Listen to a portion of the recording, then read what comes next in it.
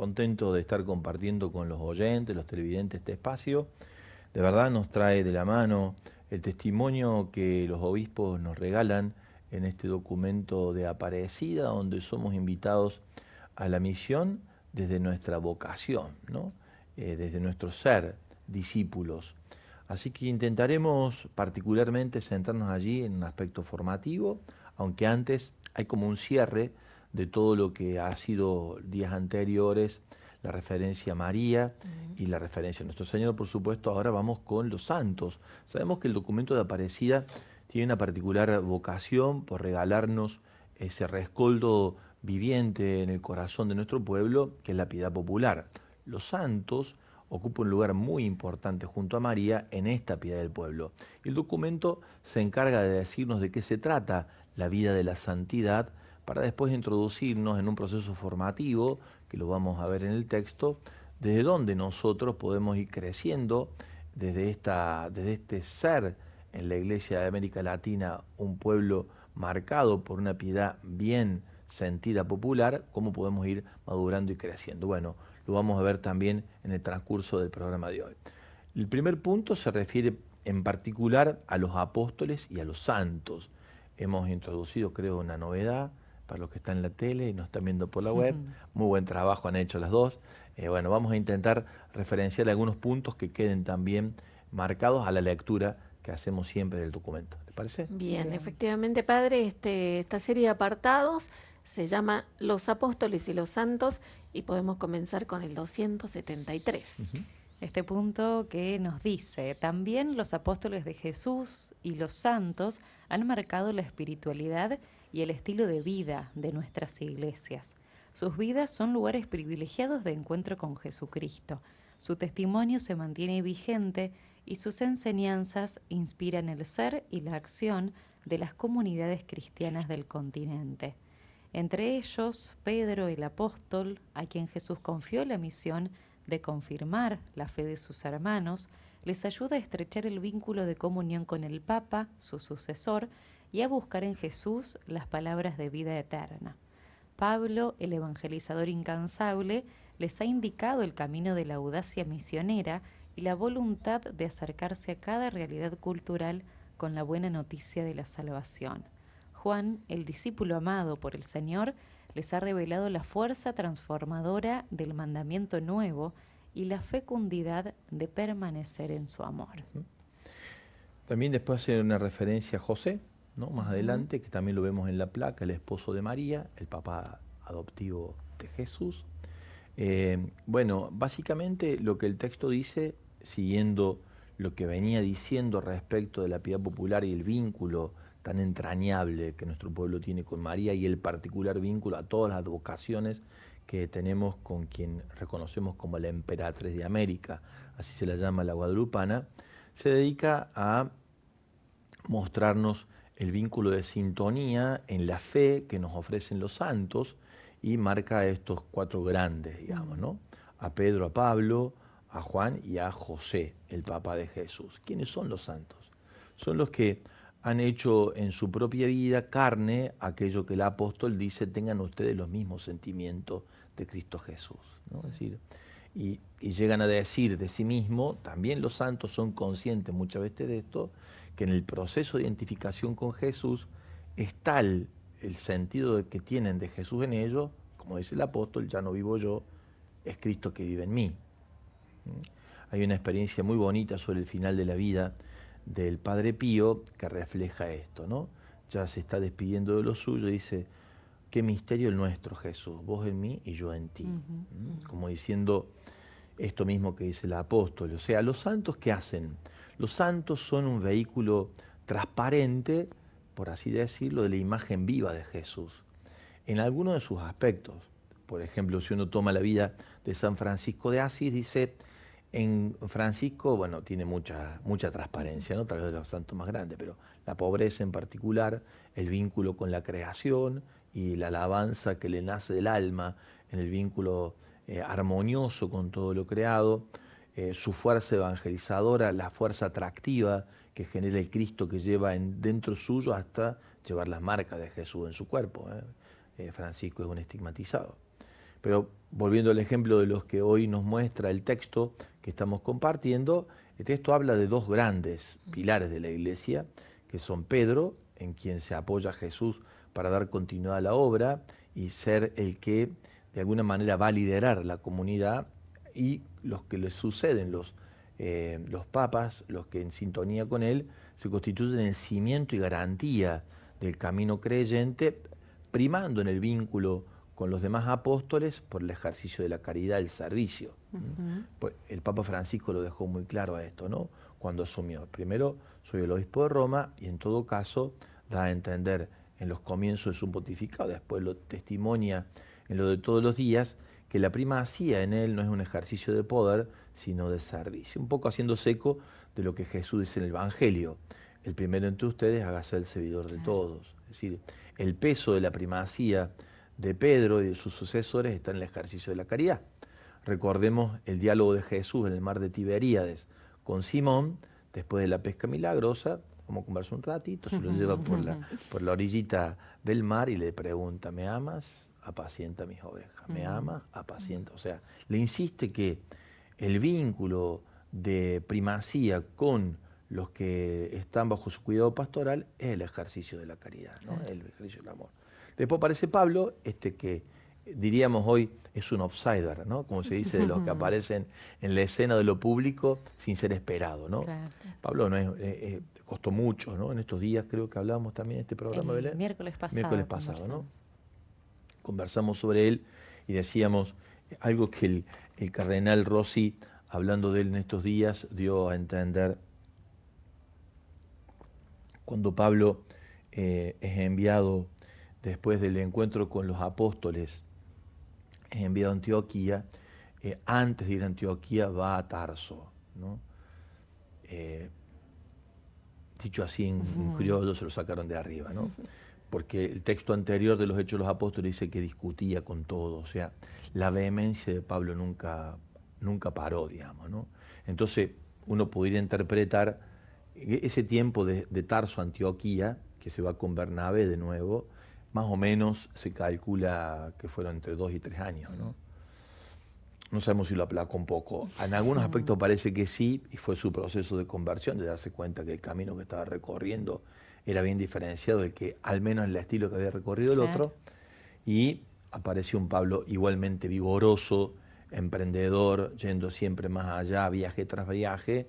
Pero bueno, evidentemente esta figura, Dios se vale de ella para romper con la tradición de pertenencia a la comunidad hebrea, ¿no? Todos, María, José, Jesús, los apóstoles, todos, Pablo también es hebreo, pero a la hora de ampliar el ir por todo el mundo, Jesús se valió de este instrumento. Tal vez haya sido el más tradicionalista de todos, Pablo, ¿no? Por su apego a la ley, su vínculo con Gamaliel.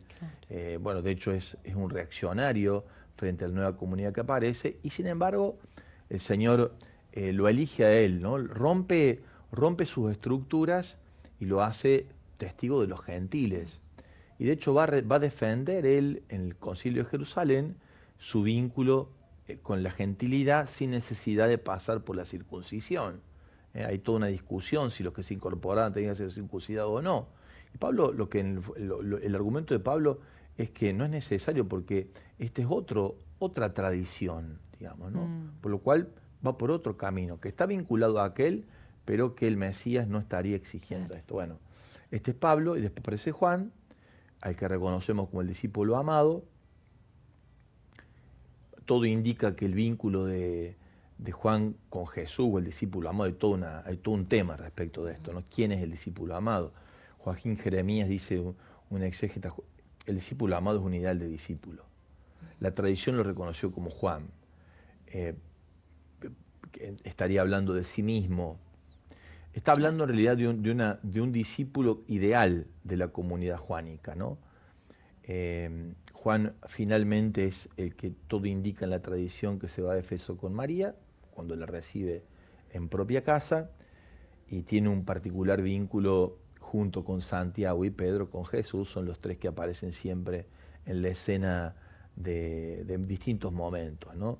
cuando van a curar a la hija de Jairo, cuando se produce la aparición sorprendente de la transfiguración en el monte, al final cuando acompañan a Jesús en el monte de los Olivos, siempre aparecen ellos tres, ¿no? Y después José, que aquí lo ponen en un lugar aparte de los otros tres, donde la liturgia también ahora lo ubica en un lugar distinto, en la plegaria ha sido incluido, porque el segundo de todo tiene un protagonismo único en el plan de la salvación, y Dios tuvo la delicadeza de tener con él los mismos gestos con María en un sentido distinto, ¿no? Claro. Él también tiene su anunciación, de una manera que el texto dice por sueños, ¿no? Sí. Y muestra su fidelidad, su cercanía, su silencio, y saber dónde está el protagonismo. Está tanto en Jesús como el particular regalo que Dios le hace en la mujer que le confía su cuidado, ¿no?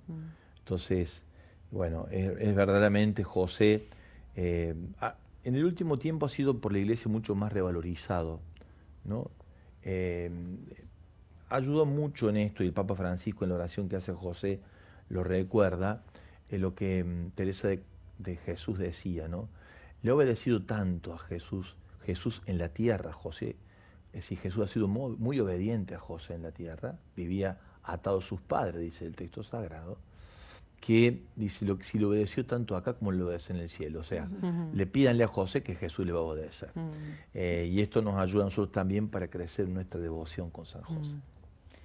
Padre, cuánta riqueza hay en estos dos apartados, ¿no? Pensaba que se nombra, acá dice, entre ellos Pedro, Pablo y Juan, pero ahí también tantos otros que formaron las primeras comunidades. Bueno, recién nombraba Bernabé, que tuvo un papel importantísimo para poder vincular a Pablo con en estos la días comunidad, aparecen ¿no? las mujeres también, las ¿no? mujeres. Muy importante.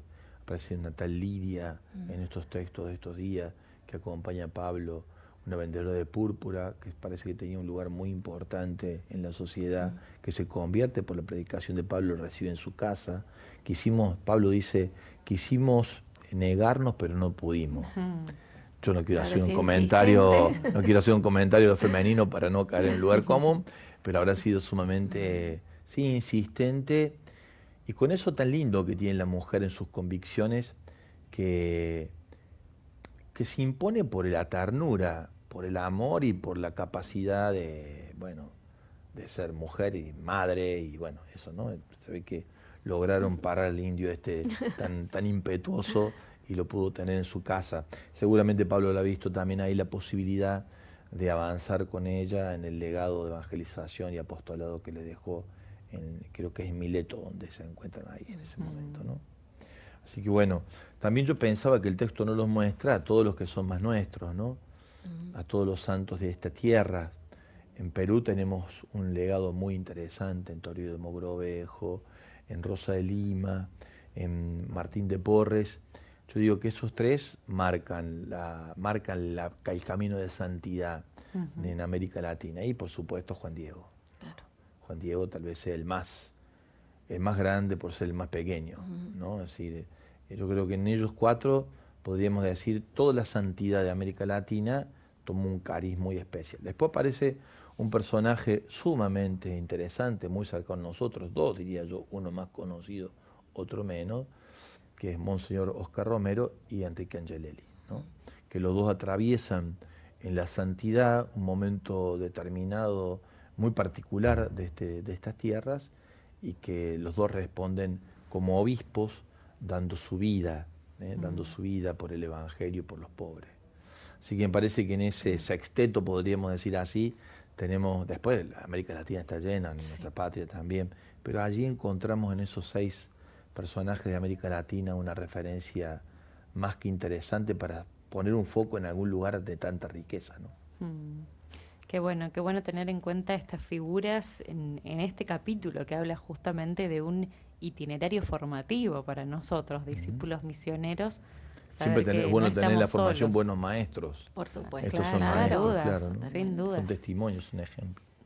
El punto 274 refiere, como decías, padre, a la figura de San José, y ya el punto 275 habla justamente de la presencia de ellos en la comunidad. Dice, nuestras comunidades llevan el sello de los apóstoles y además reconocen el testimonio cristiano de tantos hombres y mujeres que esparcieron en nuestra geografía las semillas del Evangelio. Eso que hablábamos recién.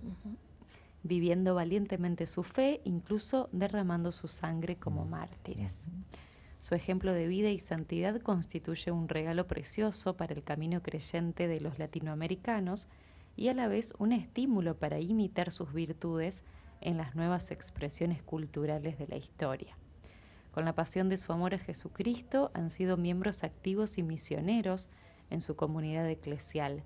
Con valentía han perseverado en la promoción de los derechos de las personas, fueron agudos en el discernimiento crítico de la realidad a la luz de la enseñanza social de la Iglesia y creíbles por el testimonio coherente de sus Sobre vidas. todo estos dos obispos, ¿no? Sí. Después también muchos laicos, bueno, los mártires y ahí Pedernera, ¿no? Wenceslao, tal vez aparezca también en su entrega martirial como un testimonio laical muy fuerte de compromiso social, evangélico, y al mismo tiempo con capacidad de perdón, de reconciliación. La frase final de Wenceslao Pedernera a sus hijas cuando lo han acribillado en el tiempo de la guerrilla, en el tiempo de la persecución, y que a la locura que vimos en los años 70, cuando lo acribillan delante de sus hijas, de su mujer, él dice después, ahí mismo, y después lo dice también en el hospital, cuando está muriendo, perdónenlos, ¿no?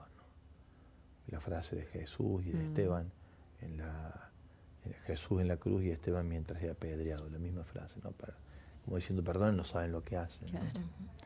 Entonces, vos ves gente sumamente comprometida con el Evangelio, muy encarnada, muy crítica de las estructuras de poder y que son antievangélicas, al mismo tiempo muy tiernas, muy misericordiosas, y eso deja un legado fuerte, digamos. Sin dudas.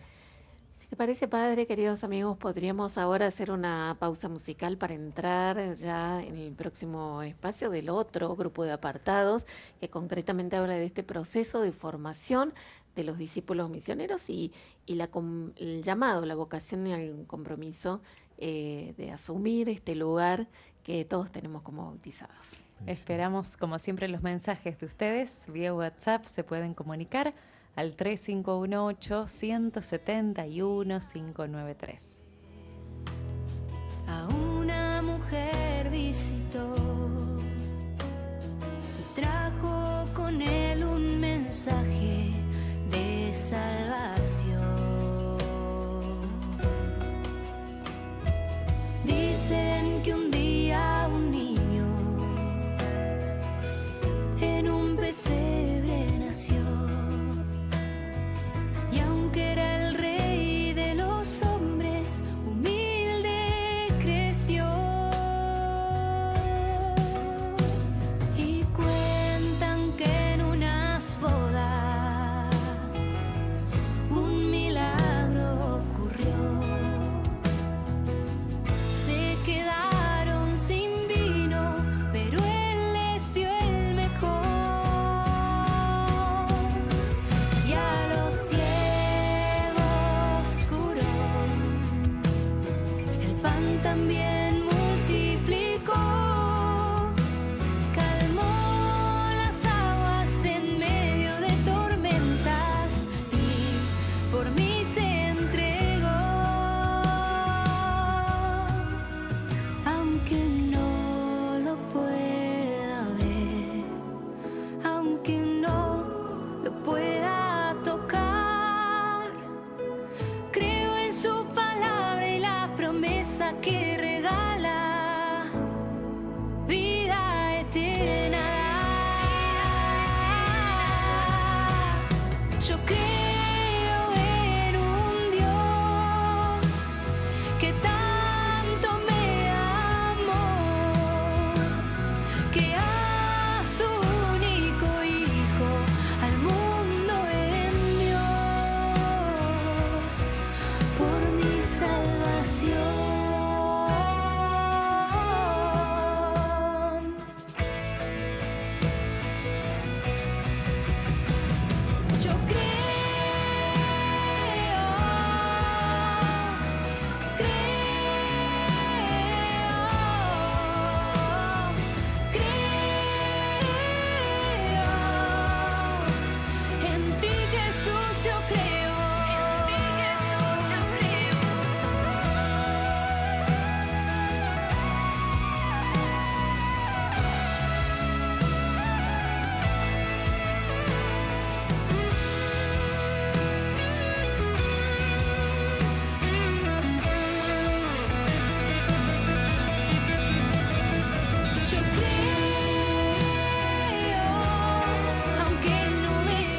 Hola Adriana y Belén y Padre Javier. Feliz Día de la Virgen de Luján. En la parroquia donde yo voy está la imagen de San José, bueno, de nuestra madre, la Virgen de la Asunción en este caso. Hay un cuadro del beato Carlo Acutis, de Santa Beretta Mola, después de, entre otros santos, ¿no? Así que de San Cayetano tenemos bastante devoción. Y después hay un grupo misionero que yo en su momento formé parte, que es llevar a la Virgen de Luján a distintos negocios, ¿no? Para que, bueno, después ahí los clientes que van puedan poner sus intenciones. Un abrazo, Gonzalo de Mar del Plata.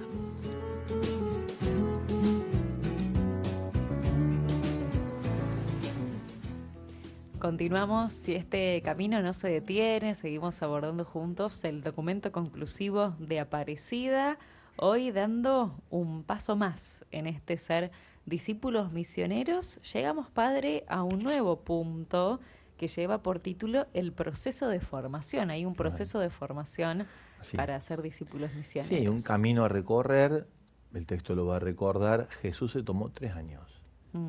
Es decir, los 3 años de Jesús con los discípulos fue para formarlos. Claro, su vida pública. Sí, y eligió 12 porque sabía que tenía que concentrar sus esfuerzos sobre un grupo para después poder multiplicarse. Claro. Le dedicó todo el tiempo a esto.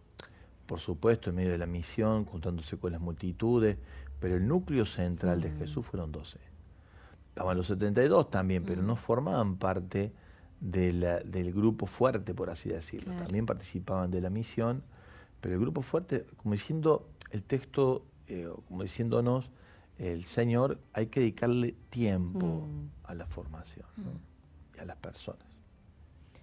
Bien, así comienza diciendo este punto, el 276. La vocación y el compromiso de ser hoy discípulos y misioneros de Jesucristo en América Latina y el Caribe requiere una clara, decidida opción por la formación de los miembros de nuestras comunidades en bien de todos los bautizados, cualquiera sea la función que desarrollen en la Iglesia. Miramos a Jesús, el Maestro que formó personalmente a sus apóstoles y discípulos. Cristo nos da el método. Vengan y vean. Yo soy el camino, la verdad y la vida. Sí, esto que decíamos recién, ¿no? Lo formó personalmente, lo hizo dedicándole tiempo, lo hace, digámoslo así, llamando él. O sea, en la formación al discípulo de Jesús, lo primero que hay que hacer es descubrir qué está diciéndole el Señor, ayudarlo al discípulo a que pueda discernir qué le está pidiendo, para en ese camino ayudarlo a que oriente y agudice su opción a favor de lo que el Señor le pide. Y entonces ahí empieza un proceso que en cada uno de nosotros es distinto, porque cada uno de nosotros delante de los ojos del Señor es diverso, aunque compartamos caminos comunes, ¿no? Aunque compartamos espacios comunes, carismáticamente comunes, digamos, ¿no? En servicios, hasta como lo hacemos nosotros aquí, digamos, en el carisma de esta obra.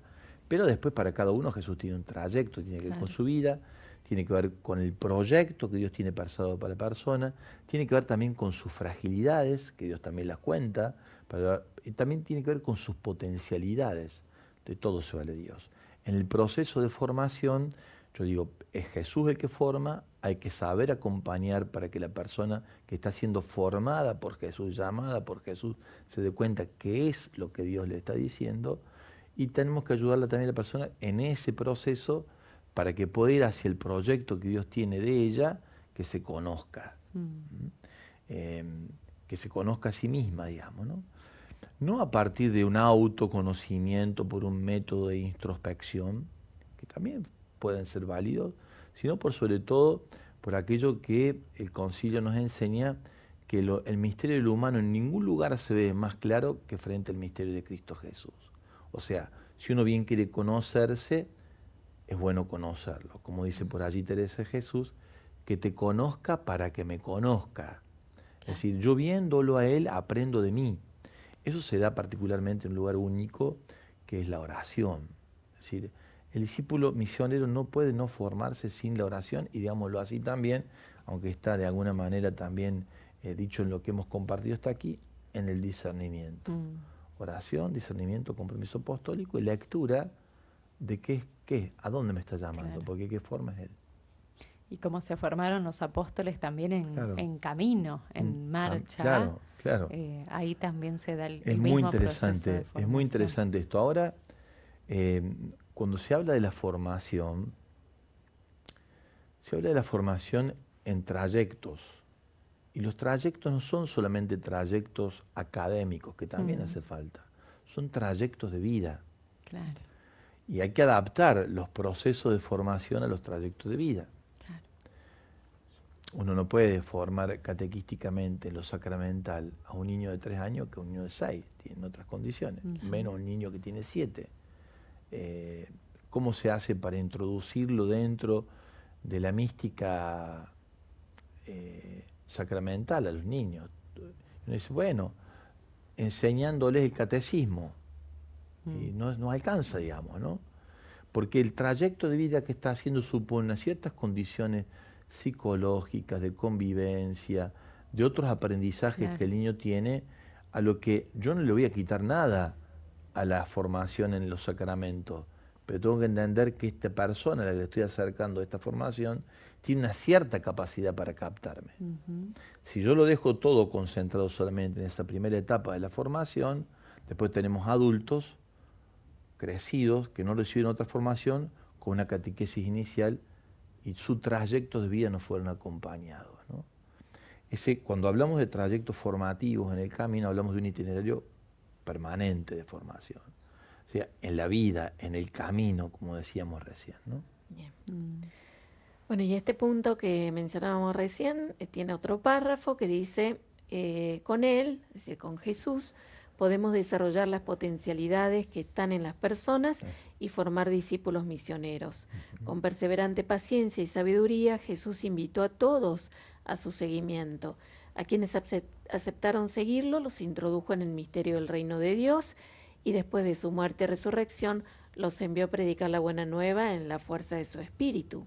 Su estilo se vuelve emblemático para los formadores y cobra especial relevancia cuando pensamos en la paciente tarea formativa que la Iglesia debe emprender en el nuevo contexto sociocultural cultural de América Latina. Palabras claves acá, ¿no? Perseverancia, paciencia, sabiduría, vuelvo a repetir al final, paciencia, contextos, porque decíamos, la persona tiene una itinerancia, ¿no? Tiene un camino por su biografía, por su edad, pero también por los contextos. Una de las cosas que a nosotros en este tiempo nos cuestiona mucho, a mí personalmente, cómo los chicos están en la pantalla. ¿Y nosotros dónde estamos en la pantalla? ¿Y con qué? En la pantalla, no en la pantalla, no, digamos, ¿no? Estamos en la pantalla del celu, digamos, ¿no? ¿Con qué estamos llegando ahí? ¿Qué hemos inventado? ¿Qué estamos haciendo? Los chicos y los adultos también estamos ahí, ¿no? Pero pienso en ellos, ¿no? ¿Cómo les llega el primer anuncio a un niño en la pantalla? ¿Qué hay de oferta, digamos, ¿no? Esto lo tenemos que pensar seriamente porque vino para quedarse, ¿no? O sea, este vínculo que nosotros tenemos mediado por los instrumentos de la tecnología, hasta acá lo teníamos, como decirlo, como un accesorio. ¿Quién de nosotros no anda con el celular? Los que tenemos celular, porque hay un vínculo ahí que se ha establecido, digamos, ¿no? Y los niños más todavía. Y con una capacidad para moverse con el dedito y irte de acá para allá. ¿Y cómo hacemos para acercarle los contenidos a esa edad, con esas características, con ese contexto? Ese es un contexto, por ejemplo. Claro. O sea, el contexto tecnológico nosotros no los podemos negar. Esta tarea que nosotros hacemos nos tiene habitualmente relacionados con ello desde la evangelización. Pero no está toda la Iglesia metida en esto. Cada vez más vamos, ¿no? Cada vez más nos metemos y es saludable. Pero tenemos que pensar la evangelización desde de los dispositivos tecnológicos con una cabeza adaptada del mensaje de siempre a este contexto que hoy es, como dice Benedicto, lo repite Francisco, es una, ¿cómo le llama? Una avenida, una autopista que tenemos que transitar, o un continente al que tenemos que llegar, el continente digital. Sí. Por decir un contexto, ¿no? Sí, sí, Después sí. también están los contextos de las villas, están los contextos de los niños, pienso en los niños o en los adolescentes, o en los, pensemos en los matrimonios o las parejas de muchas familias que se rearman sobre el origen de ellas, supone toda una tarea que tenemos que estar muy cerca de ellos, con una estrategia y con una capacidad receptiva dentro de nuestras comunidades que no siempre están tan preparadas para leer esta realidad y sumar a la tarea de la bienvenida a la evangelización estos nuevos modos de ser familia. Por eso son contextos. Y no son contextos que pasan, están instalados en muy alto grado. Entonces cuando vos hablas, ayer teníamos la reunión, perdón el ejemplo, ¿no? Ayer teníamos la reunión de los padres de la catequesis familiar en el colegio de la parroquia. Y muy atinadamente la catequista decía, bueno, nuestras parejas o nuestra familia, porque funciona así, no es mi marido, a veces es la pareja, porque ya tuvo uno o dos vínculos, ¿no? Y hay que atenderlos, y además porque la formación a los chicos llega a través de ellos y tienen el interés de recibir la formación. Si hacemos una lectura moral o sacramentalista o ideal, y claro, estarían afuera, digamos, ¿no? ¿Qué hacen acá? Bueno, pero eso no es Jesús. Esos son esquemas con los que nosotros hemos de alguna manera achicado el Evangelio de Jesús. ¿Se entiende, no? Sí, muy claro, padre. Continuando, el punto siguiente, punto 277, nos dice: el itinerario informativo del seguidor de Jesús hunde sus raíces en la naturaleza dinámica de la persona y en la invitación personal de Jesucristo, que llama a los suyos por su nombre y estos lo siguen porque conocen su voz. El Señor despertaba las aspiraciones profundas de sus discípulos y los atraía así llenos de asombro. El seguimiento es fruto de una fascinación que responde al deseo de realización humana, al deseo de vida plena. El discípulo es alguien apasionado por Cristo, a quien reconoce como el Maestro que lo conduce y acompaña. Claro. Esto es así, ¿no? O sea, puede faltar de todo en la evangelización. Pueden faltar instrumentos, lo que no puede faltar es fuego. Si falta fuego no hay nada, no tenés nada. En la vida es así, ¿no? En la vida es así. Si no hay pasión por lo que hacemos, si no hay entusiasmo, si no hay deseo ardiente dentro del alma, la vida se hace muy monótona y la evangelización es tediosa y es cumplimiento con una responsabilidad que no ve la hora, sacártela de arriba, ¿no? Entonces, ¿qué es lo que está diciendo el texto? Lo que hay que mantener ardiendo en el corazón es la atracción que Jesús tiene sobre mí. Lo que dice la palabra en el texto, creo que es de Oseas, ¿no? Vos me sedujiste, Señor, y yo me dejé seducir. Seducción como lugar de encuentro amoroso con el amado, digamos, ¿no? Con el Señor que me atrajo y me pudo, digamos, ¿no? Eso no puede faltar nunca en la tarea de la evangelización. Y se nos nota además. A veces cuando tenemos el fuego se nota. Cuando tenemos, también se nota. Entonces vos decís, lo que dijo estuvo bien, padre, pero anda a saber quién le llegó, digamos, ¿no? Y después otros te dicen, como diciéndote, no sé bien todo lo bueno que dijo, pero estuvo hermoso. Vos decís, claro, acá lo que la gente recibe es que uno se da cuenta que tiene el alma más encendida que otras veces, digamos, ¿no? Bien. Eso determina también, ¿no? Padre, luego el documento da unos aspectos, concretamente menciona unos 5 aspectos a tener en cuenta en la formación de discípulos misioneros. Dice, destacamos 5 aspectos fundamentales que aparecen de diversa manera en cada etapa del camino, pero que se compenetran íntimamente y se alimentan entre sí. Y los empieza a mencionar, si te parece podemos ir con el primero. Sí. El encuentro con Jesucristo es el primer aspecto. Quienes serán sus discípulos ya lo buscan, pero es el Señor quien los llama, sígueme. Se ha de descubrir el sentido más hondo de la búsqueda y se ha de propiciar el encuentro con Cristo que da origen a la iniciación cristiana. Claro. Esto es lo que llamamos Sí. querigma, va a decir el texto, ¿no? Sí, este encuentro debe renovarse constantemente por el testimonio personal, Claro. el anuncio del querigma y la acción misionera de la comunidad. Fíjate lo que dice después, más abajo, dice, sin el querigma, los demás aspectos de este proceso están condenados a la esterilidad. Claro. Este es el fuego, Ahí en el está el querigma está el alma, sustento. claro. ¿Vos estás apasionado por Jesús y su Pascua y su misterio? ¿O para vos Jesús es una noticia, más entre todas las noticias? O sea, si no está el encuentro personal con Él que te deslumbró la vida, nada, ¿viste? Te está contando un cuento la gente. Claro. El querigma sería eso, El- Padre. claro, El- el encuentro personal con Jesús, que se hizo carne por nosotros, que tomó de María y su seno la condición humana, vivió entre nosotros, murió, resucitó y nos da vida nueva en el Espíritu Santo. En frases eso, ¿no? Claro. Pero es eso que es el centro del anuncio de Jesús, es el querigma, pero no como un relato, sino como una vivencia personal. Claro, traducido Claro, en un momento en un- histórico particular Claro, de cada uno. y conmigo, claro, con Claro. cada uno de nosotros. Esto que yo digo, a mí me ocurrió. Ujú. Yo lo encontré a este Dios viviente en mi propia vida, como uno más en mi camino, pero me sorprendió porque en realidad me pudo, cuando me cambió la vida, me transformó, me redimió. Y me redimió muriendo en la cruz y dándome el Espíritu Santo, Claro. resucitando. No sé, yo pongo unas palabras y ninguna alcanza, como pasa Claro, siempre, Sí, digamos, sí, ¿no? sí. Pero es dicho así, teóricamente es el centro del querigma. Claro. Y es el lugar o el momento quizás al que siempre volvemos en el proceso de fe Así es, para, así lo dice el para seguir texto. alimentándonos. Claro, también. porque el querigma en realidad no es el primer anuncio para los otros. Lo está diciendo, a que lo repite el Papa Francisco en Evangelii Gaudium.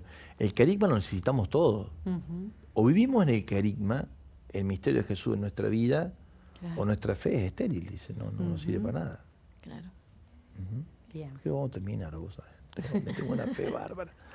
Siempre nuestras compartir los miércoles, ¿llegamos o no llegamos? Llegamos, vamos a llegar, vamos con el Vamos. segundo aspecto. Bien, el segundo aspecto después entonces del encuentro con Jesucristo, la conversión. Ujú. Es la respuesta inicial de Claro. quien ha escuchado al Señor con admiración, cree en Él por la acción del Espíritu, se decide a ser su amigo e ir tras de Él, cambiando su forma de pensar y de vivir, aceptando la cruz de Cristo, consciente de que morir al pecado es alcanzar la vida. En el bautismo y en el sacramento de la reconciliación se actualiza para nosotros la redención de Cristo. Hermoso. Bien. Está hablando de este encuentro te lleva a una transformación. Claro. En lo que el querigma, Tu vida no sigue igual. claro, tu vida no sigue igual. El camino es la conversión. La conversión tiene un modo de ser y de pensar en Jesús al que te invita a morir a vos para vivir en Cristo, digamos, ¿no? Ujú. O sea, morís a tu condición natural y comenzás a vivir de una manera sobrenatural. El lugar donde se celebra esto son dos lugares, dice. El bautismo, donde morimos a lo que nos impide ir hacia donde Dios nos llama, y el sacramento de la reconciliación. Claro. Y después la vida misma. No es que vos lo resolves sacramentalmente. El sacramento que no se actualiza en lo cotidiano es un barniz de evangelización, digamos, ¿no? Claro. Mm. Bueno, y luego de esa conversión viene este punto que es el discipulado.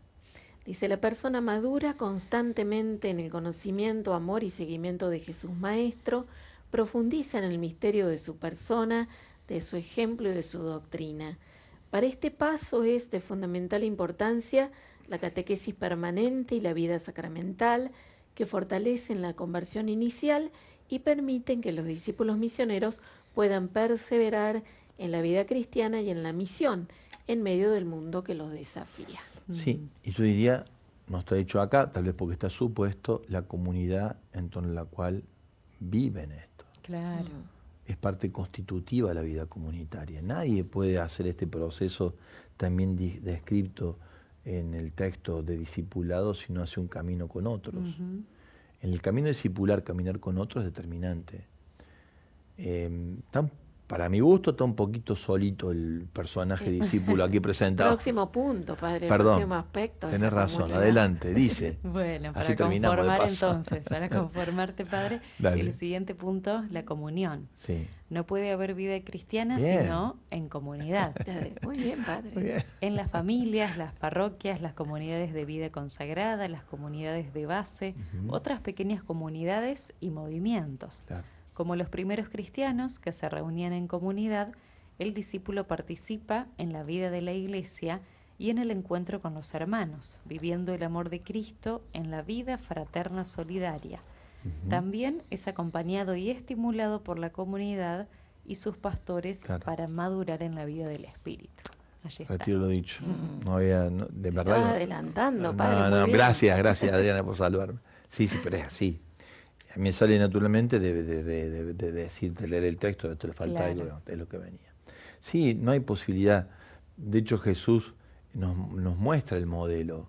El modelo es personal y comunitario.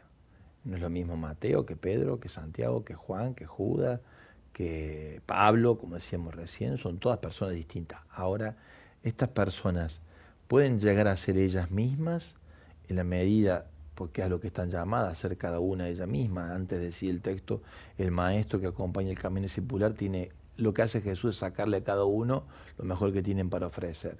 Uno puede ser uno mismo cuando es con otros, si no, no es uno mismo, es una mónada, es un ser cerrado en sí mismo. La condición social y la articulación de alianza, dicho en términos más religiosos, es determinante para que el discípulo pueda hacer lo que está llamado a hacer. Bien. Está bueno eso. Y mira, nos quedan todavía El 3 último minutos. Vamos con ello. Punto que El tiene que ver con la último misión. punto. Están La felices misión. mis compañeras, quiero aclarar. Ellas son felices cuando llegamos con todos los puntos. Y yo también, Muy bien. aclaro que yo también. Sí, Vamos. son muy lindos. Son muy lindos. No, pero te gusta cumplir con la tarea. Vamos. También. Además, Primero.